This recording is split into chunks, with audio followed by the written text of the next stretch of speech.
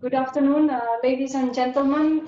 Here I am, Lidia Borrell-Damian, Director for Research and Innovation at the European University Association. It is my pleasure to welcome you at the webinar on the landscape of doctoral education in Europe. I am very pleased to introduce the session today. I would like to, before I go and I introduce the speakers, I would like just to make a few remarks. This webinar, for your knowledge, this webinar is being recorded and it will be made available online, so anybody will be able to consult it afterwards, even those who cannot participate today. And I would like to remember that you can use the chat function in the lower part of your screen if you want to make any comments, questions, or suggestions. We have a tight program, but we thought 1 hour it will be enough to cover up the issue.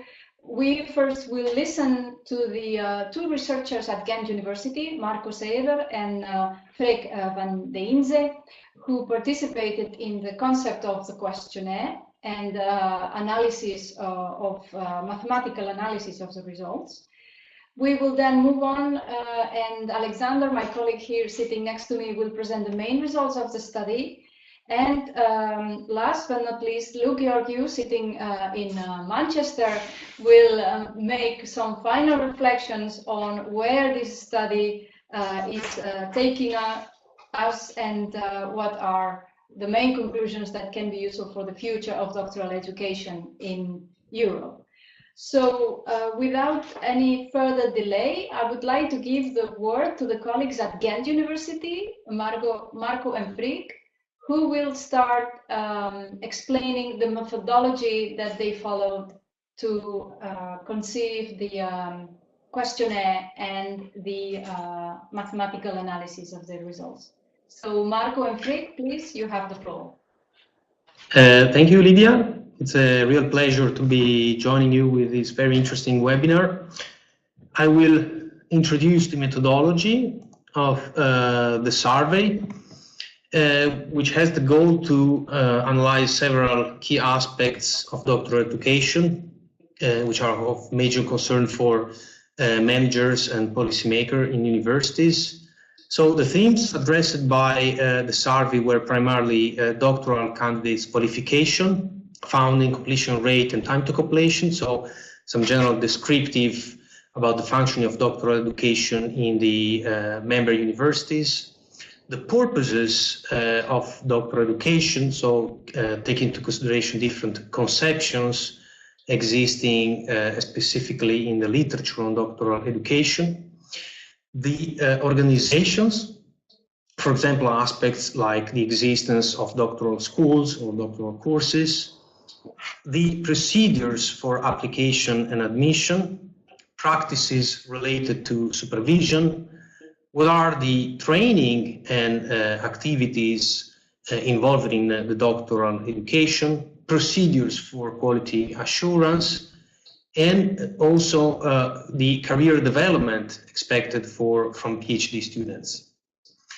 Finally, we had two sections, one related to the decision-making powers, related to the organizations and the content of doctoral education, and strategic priorities. And by these, we focused in particular on open access and research ethics and internationalization, which are strategic issues at the moment of high relevance in the debate about doctoral education. So the survey was diffused among the members with different tools, primarily via emails, thanks to the European University Association, but also promoted in events and through social media. And overall, the members had approximately three months to respond, from November 2017 to February 2018. And only one response per institution was accepted. So we assumed that the practice could be collected collectively. So the survey was filled by several people in the same universities when necessary, but only one response was collected for each institution. In total, the survey included 30 questions covering the 10 domains, the 10 areas of interest. And most of the questions were phrased in a 5-point unipolar scale, which means from not at all to always. We had a preference for this kind of scale, and especially for repeating the same structure for most of the questions, because lowering the cognitive efforts is related to more validity of the responses. At the same time, we had some questions phrased in terms of multi-option items or several open-ended questions. Overall, we were able to collect 311 valid responses, which is very strong progress compared to previous surveys. For example, the ARDE survey had less than the half of the respondents. So, and also the respondents cover 32 countries and a variety of institutional types.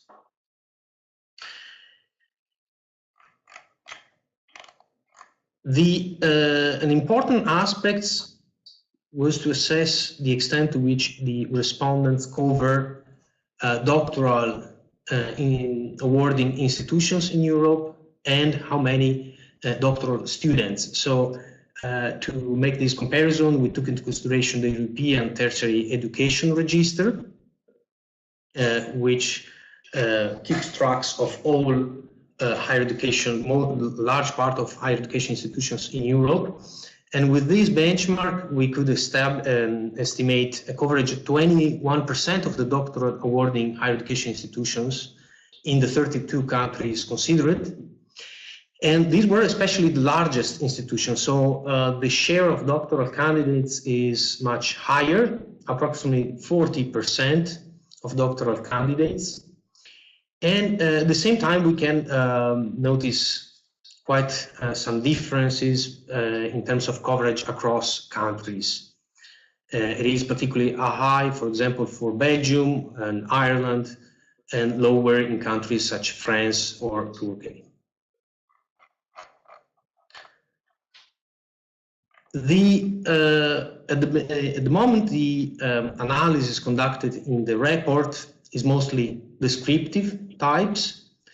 However, the adoption of 5-point Likert scale will allow in the coming months to develop more sophisticated analysis for sure.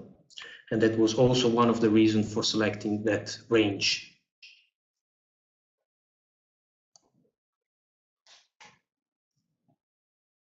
If you don't have questions, we can go on to the next section.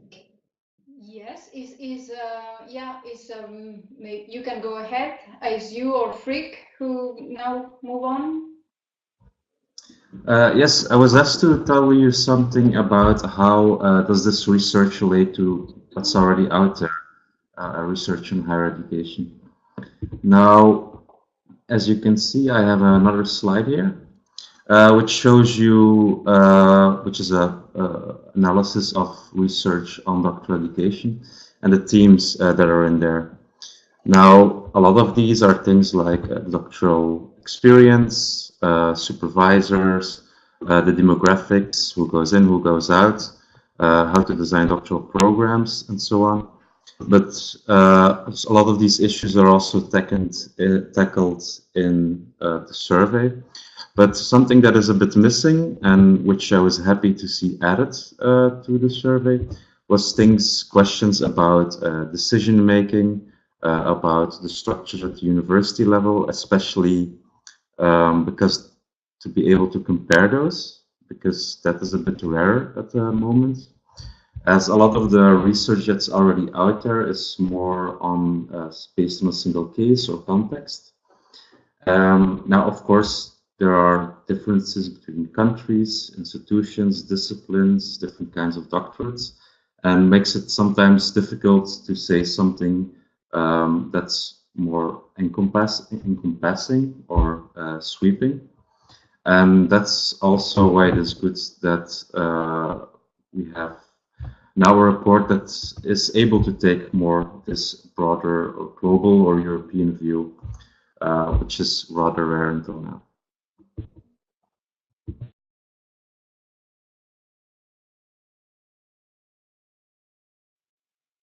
Good. I think this was a very good overview of the main issues on the methodology. We have 2 questions so far. Is where can we find the questionnaire, and 300 responses out of how many?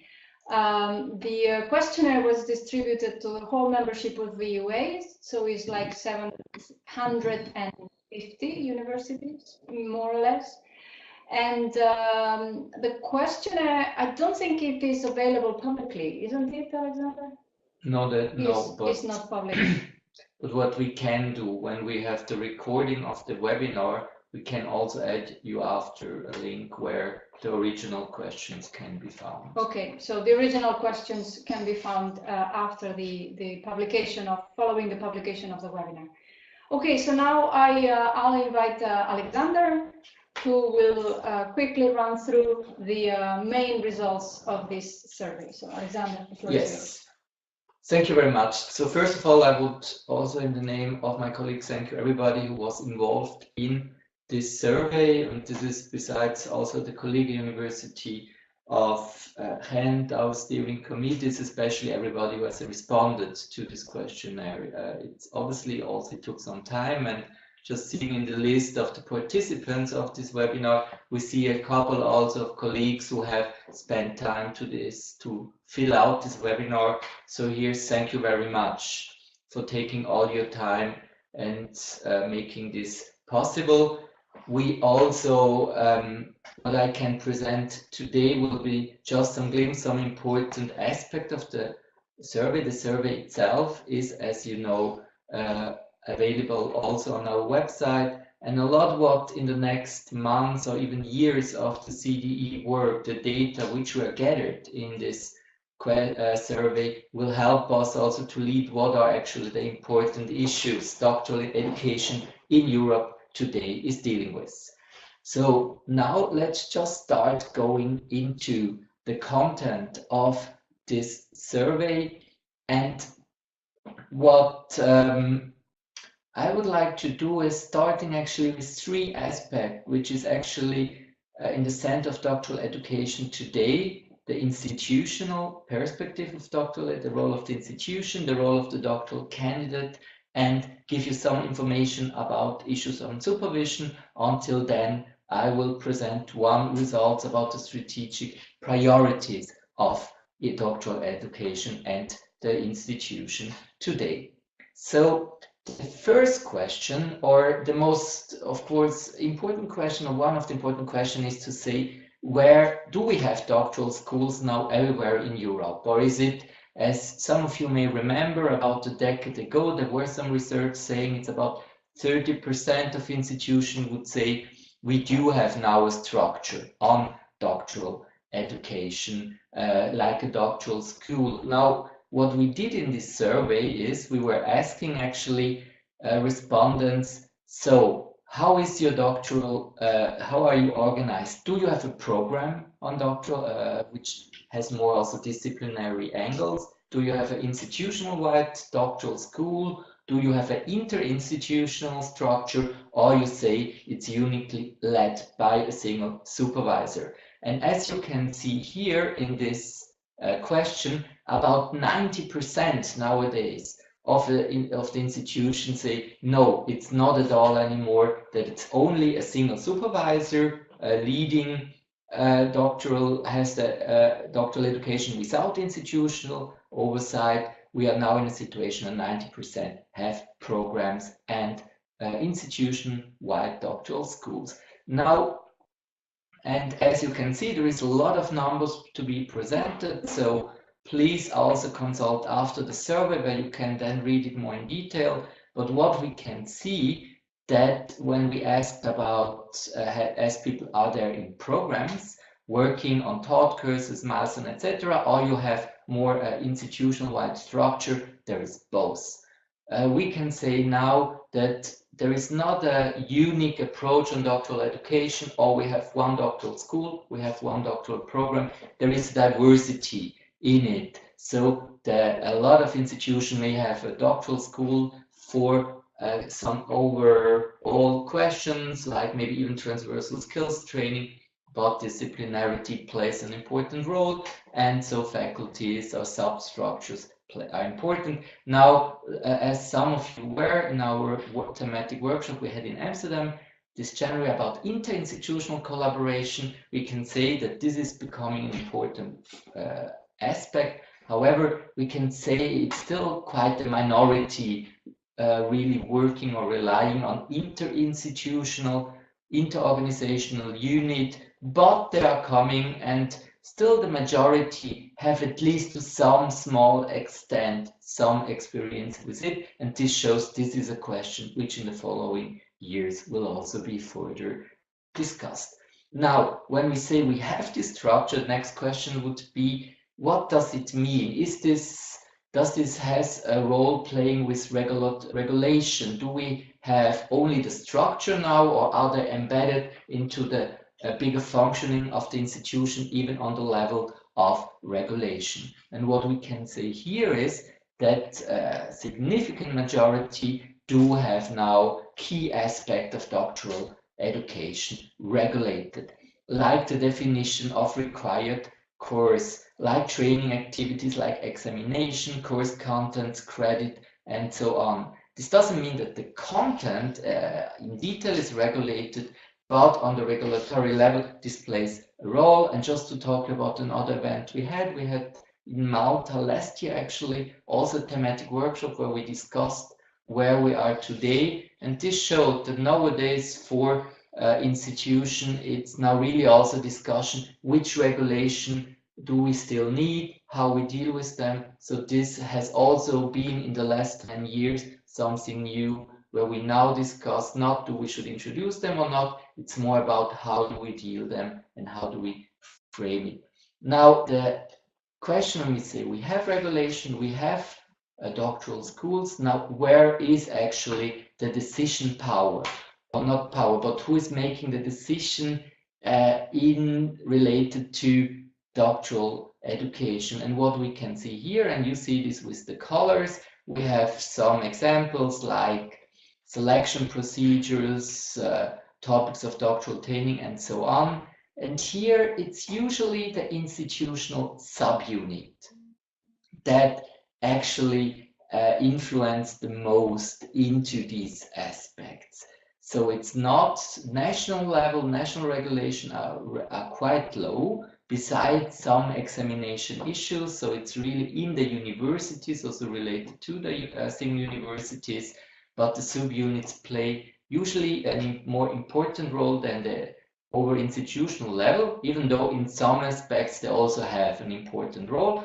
And what we see this also well, the supervisor is not excluded. The supervisor is part of this decision-making process. So to summarize, we have on one hand, we have the structure, we have now regulation in place, and the development of all this lies in the hand of subunits, structures, like for instance faculties working together or sharing these responsibilities with supervisor and to some degree with the overall institution.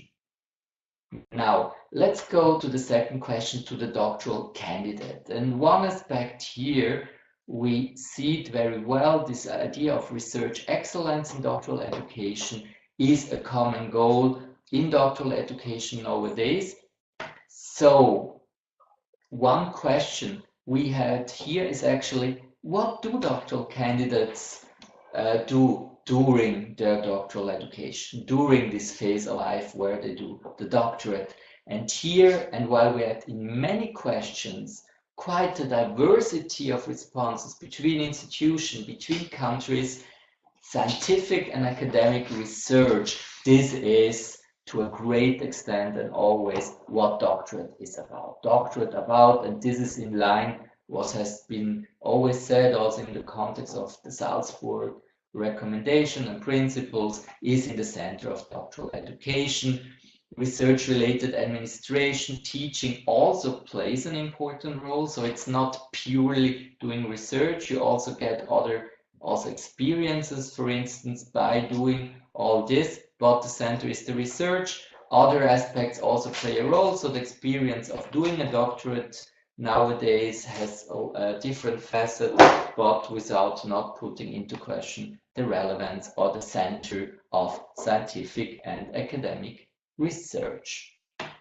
Now, one aspect we work a lot, of course, today in the area of doctoral education is about what happens after you graduate. What is the future career? Are doctorates today only about having new professors in the future or not? And what we saw here is, yes, of course, the doctorate prepare you for an academic career. So you are prepared to be scholars, but at the same time, what research outside of academia is also very clear, and this idea of highly skilled knowledge workers, so you are in a knowledge society contributing with research is also important. Leadership and management is, according to these numbers, lower. So this is about maybe a quarter. I would say, yes, this is to a great extent important. However, this is also in line with some other survey we also have done in the EUA, which shows often the management training is done in the company itself. So it's also not expected that the university does it. But as we know, a lot of doctoral candidates at the end will have this managerial position, but this is not the key. Is a broad array of careers in and outside of academia.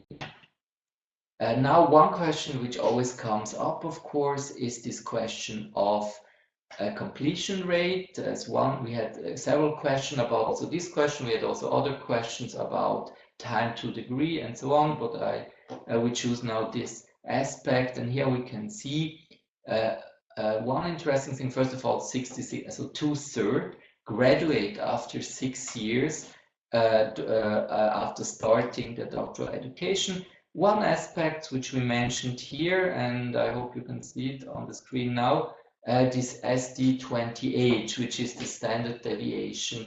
We put it here to show that we have a very big variety in Europe on the rate of completion. And also when we looked into the number, we could see it very often depends on somehow how is doctoral education organized in a certain country. So in the context where people work a lot besides doing the doctorate, it takes more time. It also depends sometimes on labor market, because especially as we know, there are very different time why you don't graduate after 6 years. It can be, it takes longer, it can be you find just a job before and so on. But what we also can say, we have an increasement of the completion rate. Now the third point is the question of supervision.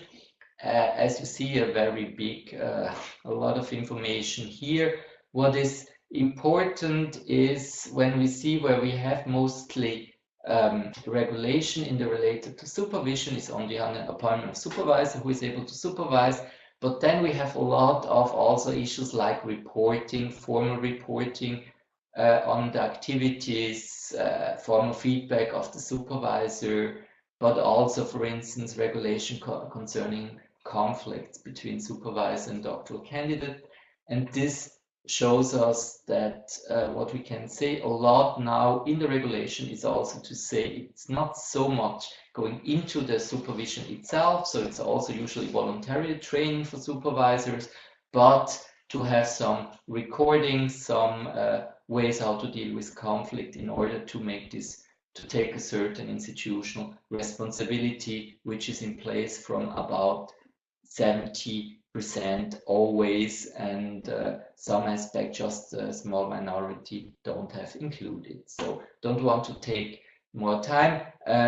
Just as I said, you have now conflict solving mechanisms. And what, so about 90% of an institution, they know always very clear what do I do if I have some problem, what is when I'm not agreeing to a certain decision, rights to appeal. But, and this is also interesting, the active representation of doctoral candidates, even in the development of policies, for instance, is also quite high. 70% of institutions, the doctoral candidates are in the development and formal consultations, but not voting rights in 50%. So now to end, go to the future priorities, which is always something we have to discuss. And the highest priority, which actually for the most institutions take a role, is the funding. So this one of the key strategic priority, and this we can discuss maybe later also when you put your question, for the reasons why this is. One potential explanation is also that the demands are increasing on doctoral education, and the offers and the financing here is becoming also more and more important. And in the report itself, you will see also some hypotheses why this is the case. Interestingly is also that some aspects, like for instance research ethics and integrity, which is not uniquely for doctoral candidates, is something for all the university, is also very top on the priority list, as are other issues like specifically for doctoral education, like career development of doctoral candidates, or certain aspects of internationalization or gender equality. So what we can see here, there is not one priority. It's not, oh, we just have now to start doctoral education. You have multiple priorities at the moment, which are top on the list. And this is certainly something also to discuss. And after the chair of our steering committee, Luke George, I'm sure he also will enter into these questions, something we can discuss further. So now, after giving you a lot of numbers, a lot of data, and talking a lot, I really recommend you read our report. But before you do that, we still have a half an hour for this webinar. Thank you very much for listening. Yes, thank you very much, Alexander, for this quick but excellent presentation of the results. Without any further delay, I would like to give the word to Professor Luke Georghiou, the chair of the EUA-CDE Steering Committee. Sorry, Luke. So please, the floor is yours. So thank you, Lydia. I'm just waiting for my slides to activate. Okay, good.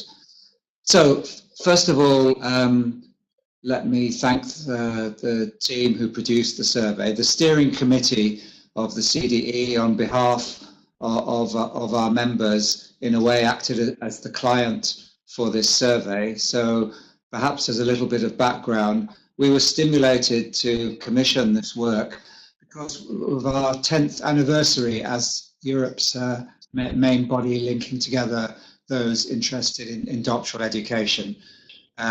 Our history was that we were launched following the Bologna process, and something I'll come to shortly, the Salzburg principles, and we felt that after a decade it would be a good time to have another look at the state of doctoral education in Europe.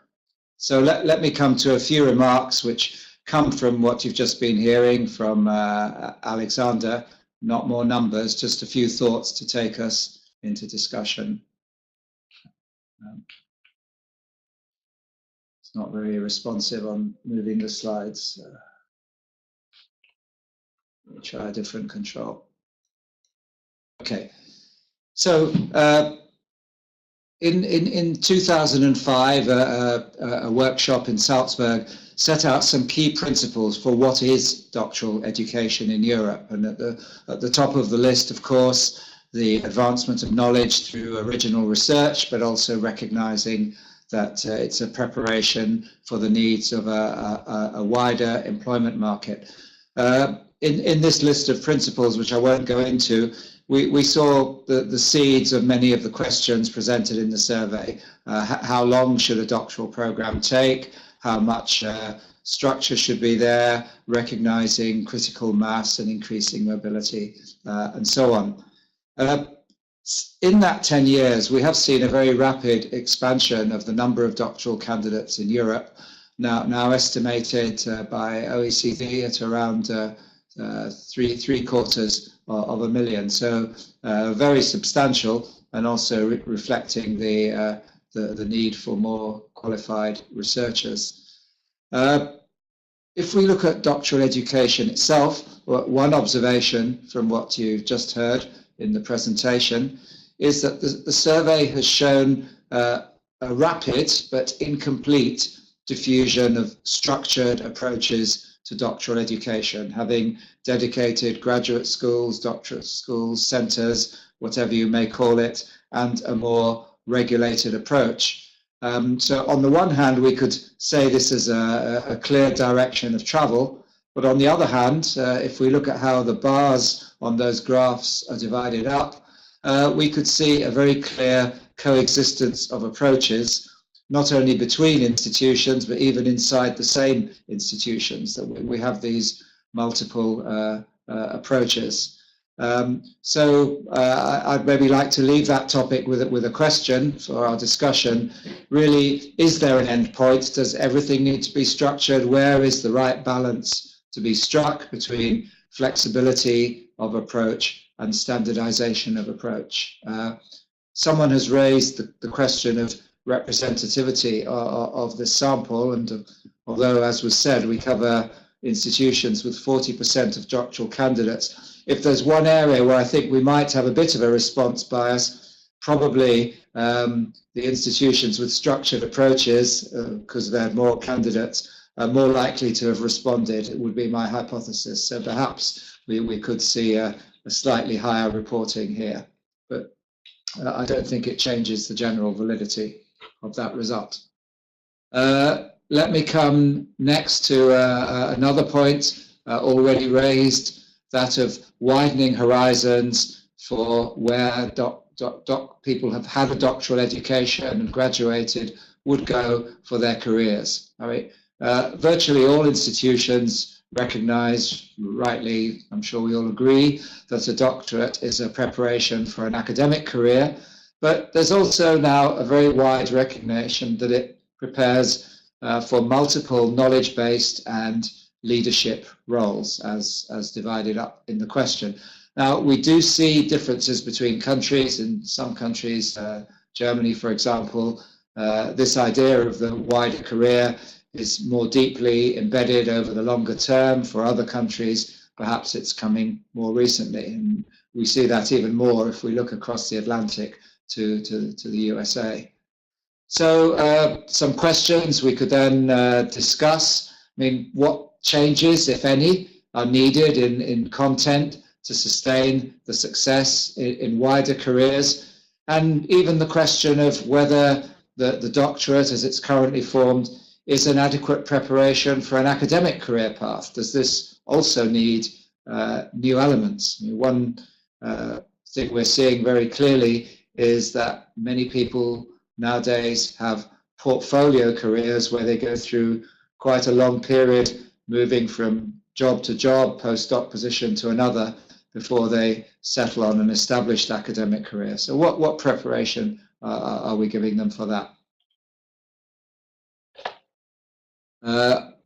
Moving to the third topic that I want to raise, and the final one, Alexander already referred to completion rates. This is something of high interest to external stakeholders, such as funding bodies. They want to know, they want to apply some kind of metric of value for money to doctoral education. Is it done on time? Do enough candidates complete their studies? It was interesting for us when the survey was published that we were happy to get press coverage of the survey, but at least one of those articles in the Times Higher wished to focus almost exclusively upon the reporting of completion rates. And they latched onto the next bullet, the 66% completion rate within 6 years. I mean, perhaps more interesting is the rate of change. I mean, this seems a fairly stable rate, about half unchanged over the 10-year period. But then once there are more institutions reporting an improvement than there are who reporting falling backwards. But it remains an issue of concern. This is probably a topic which, if it were broken down by subject, would also show some considerable differences because of not only the nature of the doctorate itself, but the nature of the underlying funding models and context in different subjects.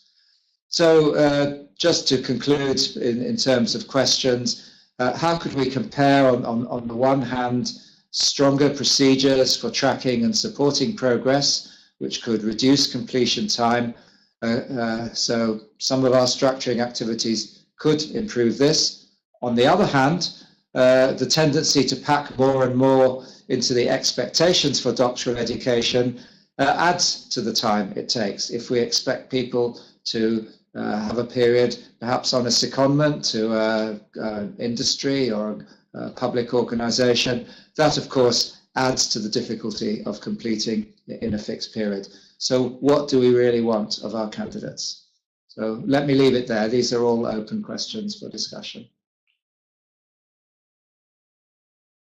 Thank you very much, Professor Georghiou, for these reflections. The time is now to open the floor for questions or comments. We have already received a number of them, and many refer to kind of methodological questions and about the representativeness of the sample and the conclusions.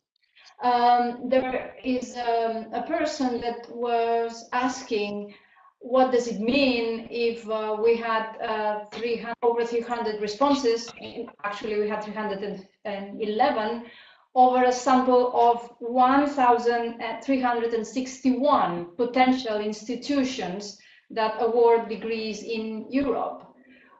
First, the consideration is that the questionnaire was not sent to all of them. So that's the first consideration. The response rate within EUA universities that are the ones who receive the questionnaire is 41%.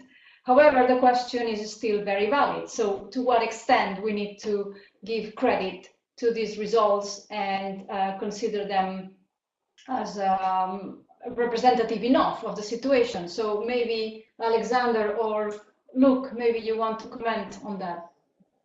Yes, I mean, and I think also Freek and Marco will can also say something, but in general say the number, I mean, usually the response rates are relatively low when you have this kind of questionnaire, especially when they took quite long, and we honestly were extremely happy actually that the response rate was so high that a significant amount of people were taking part. And as it was said, I mean, there is a big question, first of all, how many doctoral candidates are in Europe? Nobody can give you really the number. So it was decided to use the ETR, which is a tertiary education register in Europe, where we have some numbers, and then what was taken, the number of how many doctoral candidates are in this register and how many of these universities from this register answered to us, and then we got actually 40%, if I'm right, of all doctoral candidates in Europe are covered. Looking at the respondents, there is not really an indication that the types, that just a specific type of university answered or just a specific site. So we are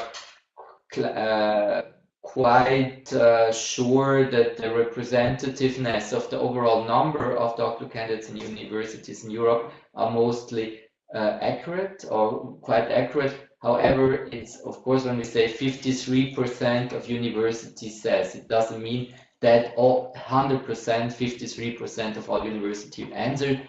There is some margin, but usually, as you could also see in the number represented here, the tendencies are mostly clear in a lot of questions, so it doesn't make a big difference if there are smaller changes. But maybe Professor Georghiou or someone else from the colleague would like to add. Well, I think our survey designers are better qualified to answer this question. So. Well, yes, Marco, do you want to say? Well, the most, let's say, delicate aspects in terms of representativeness are the comparison by country. So we do see that there are quite some differences. The sample is very good and very complete for some countries and a little bit less with others. In terms of size, we do recognize that there is also a tendency to have larger institution, which on the other hand, it's a good thing because we were able to cover 40% of the institutions. In order to be better sure on what characteristics distinguish the respondents from the overall sample of either institution that awards doctoral education, we probably going to develop more sophisticated analysis like non-parametric tests to assess whether there are statistically significant differences. And eventually what can be done also from a statistical perspective is later on to stratify the sample in order to deduct what is the real average behavior of European institutions. But I agree with Alexander that compared especially to previous surveys, these surveys is exceptionally good in terms of coverage, because covering 40% of the population of doctoral students, we may not have a complete coverage in terms of the institutional practices, but we have a very good coverage of the conditions in which a large part of the doctoral students live and develop their work, which is also important, in my opinion. Thank you for these answers. I have another question, also still referring to the methodology, is about how did we define abroad in this study, and what do we mean by career development? Because many SERA institutions may attribute different aspects to career development. So the definition of the items was based on a review survey of the literature existing and on previous surveys which covered similar topics, and we interacted several times in order to refine the questions, at least covering what are the most important career prospects. So of course there might be more complex and more detailed definition of the career prospects, but there is a trade-off between the completeness and detail of the survey and probably the response rate. The more synthetic is the survey, and the more likely is that we are going to receive more questions. Also, if we look at the entire survey having 30 questions, which are able to cover such a breadth of items, is a challenge. And probably the relatively high response rate testifies that we did not demand too much from the respondents. Mm-hmm. Good. To clarify that a bit, maybe? Yes, please. Specifically about a certain figure. So career development or issues to do with career development were tackled in different questions in different ways. So, but the one table that is mentioned specifically, it's about the strategic priorities of doctoral education. So where the respondents are asked to rank these different priorities, and their career development is not further defined. So it's up to the respondents to see what they see under that. Thank you. Good. Another question is whether there is any correlation between the duration of a doctoral study period and the completion time. So, for example, if the doctoral studies are 3 or 4 years, does this affect the completion of the doctorate? Can you say anything about that? Yes, I would say yes. We made some analysis and we saw a correlation. So there is typically countries where the duration of the PhD formal duration is shorter, they tend to have a higher completion rate as well. If I remember well, Italy, for example, has one of the shortest period of completion rate and one of the highest completion rate at the same time. So it is probably the existence of a deadline which creates that result. Yeah. Yeah. I mean, in some cases, in some countries, I mean, including in this one, many universities, you simply cannot take your PhD if you exceed a period beyond that in the regulations, unless there are personal circumstances. Okay. Another question came in saying, asking actually whether there is a similar survey from the perspective of PhD students or doctoral candidates, as we like to call it here in EUA. I mean, what's at the moment really happening now is that our colleagues from Eurodoc, which is the European Council of Doctoral Candidate Junior Researchers, is doing now with their national bodies a survey on the condition of doctoral education in different European countries, which is also, they're starting with some and they're adding country by country, and I can just really recommend you and we may just after add the link to go on the website of Eurodoc and look into the survey, which is in a way completing. So they are covering some other question also from the perspective of doctoral candidates, which was not possible to address in this survey. And as I see, there was also other questions like the issue of if we also made more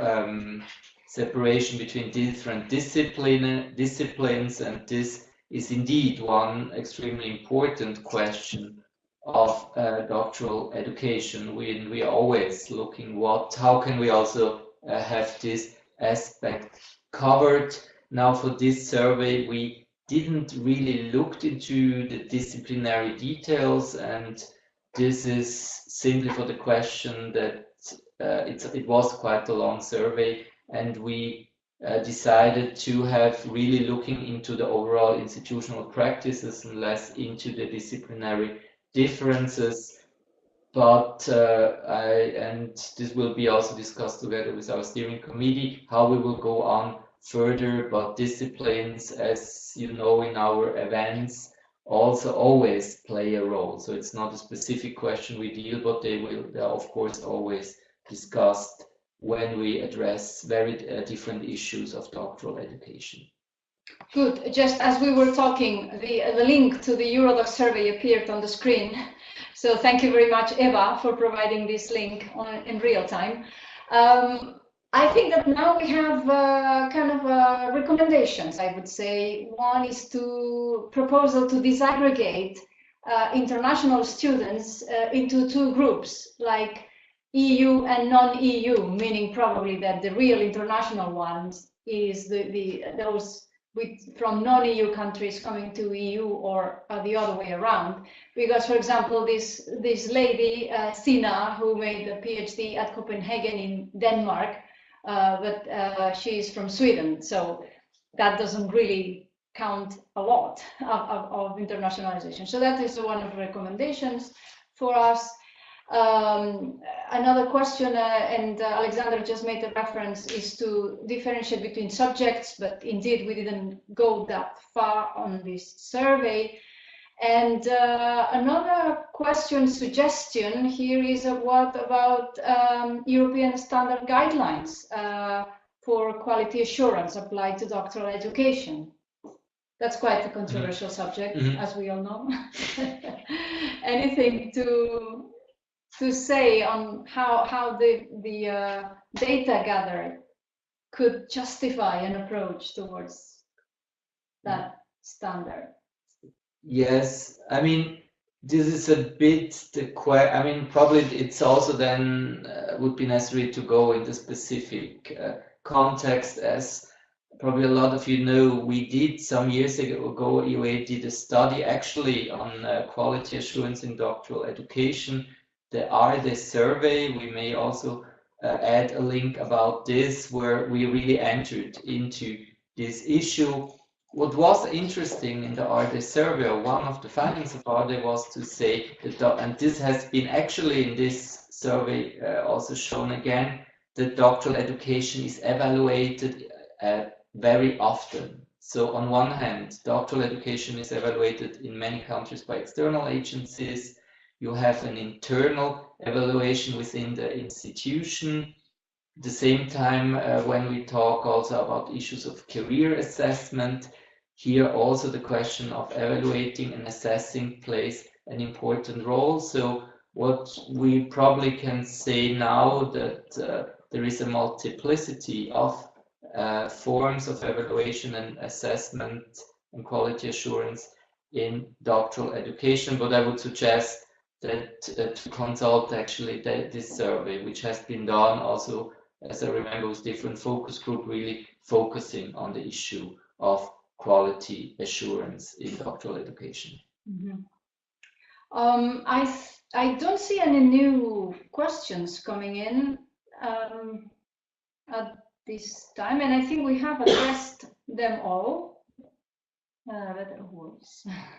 Chair Lidia, I see one interesting point, if I may, from Sverker Lindblad, asking whether we think it's okay to do a focused inquiry into that field of study in Sweden. I mean, my personal view, see if our steering committee agrees, is that it would be a nice piece of open science if people who want to follow up on this work certainly do that and share it via our CDE website, which is already quite a lively place. Yeah, that would be good indeed. Yeah, as we were talking, I think that the questions raised by participants are incredibly good, also guidelines for us to discuss about the future direction in EUA-CDE. I think that equally to considerations toward disciplinary differences or faculties, there is the important issue of gender balance in doctoral education. So I think there is a possibility to go deeper in several of these subjects, and we can tackle these kind of progressively in the next actions and activities.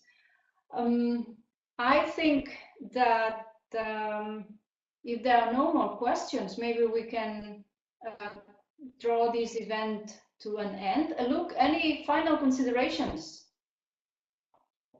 No, I'd just like to thank everybody for taking part and giving us some further insights as to where we can take the ideas from this survey and build our future agenda for our members and all of those interested in doctoral education. We just got a comment saying that a person, sorry, can't see the name, but Saad Hogaram Saman, I think, who is doing a PhD about external engagement of doctoral students and the disciplinary dimension, is at the center of research. So we would be very happy to keep in touch and know more about your research. That is also a call for other researchers who may be studying doctoral education. It would be very good if we could hear from them and link perhaps all these studies on doctoral education. Yes, maybe also to add, I mean, this survey, it's not that we say, okay, now we know everything. It's more about having more questions. And I'm sure also my colleagues say they actually rose a lot of questions. And what we, some of you may know, for instance, also our online discussion forum, the doctoral debate. And it's also, I mean, we have a lot of participants in this webinar. So if some results also give you thought of thinking and say, okay, I actually would like to share my ideas or explore on one of these aspects also from my view and of my institution, please just write us an email, and we are very happy to hear from you. We are also very happy to see that also in this webinar we have a very active participation of doctoral candidates, which also is very nice. And I don't know if all of you are aware, we are having our annual meeting this June in Brescia on the societal dimension of doctoral education, where we will discuss actually how doctoral education relates to society and what we already have introduced in Amsterdam at the workshop, but also this summer is special rates for doctoral candidates. So for us, it's extremely important that we have this active participation of doctoral candidates, and at the same time that you all really use the results we are providing you for sharing your thought. And please contact us if you have any new idea or would like to participate in this. Very good. I think it is about time to close the webinar. Then I would like to invite you to take a brief satisfaction questionnaire, very quick at the end of the webinar. If you have the time, we would really like to hear your feedback, and we want to thank all of you for attending. We have had some between 60 and 70 participants during this webinar, which I think it's a very good participation. And I look forward to hear from those who may be studying doctoral education. It will be very good. We are here always ready to listen for your advice. We thank you very much also for the suggestions, and we hope that we will come back to you with a new and improved survey with more data on doctoral education. So thank you very much to everybody. Bye-bye. Thank you very much.